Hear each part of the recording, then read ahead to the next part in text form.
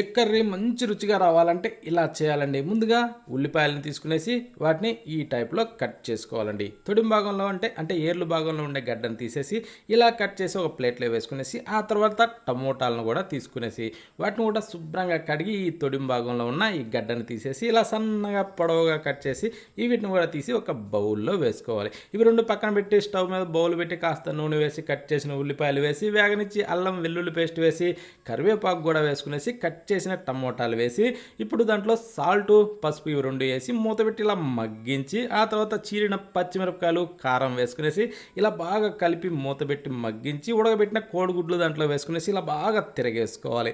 తిరగేసిన తర్వాత మూత పెట్టి కొంచెం అలా మగ్గించుకునేసి తగినన్ని నీళ్లు పోసుకొని ఆ తర్వాత ఇలా మిక్స్ చేసి ఇప్పుడు కాస్త ఉడికినాక గరం మసాలా ఇంట్లో తయారు చేసిన పొడి కొబ్బరి పొడి వేసుకునేసి ఆ తర్వాత మూత పెట్టి ఇలా ఉడికించుకొని కొత్తిమీర చల్లుకొని తింటే సూపర్.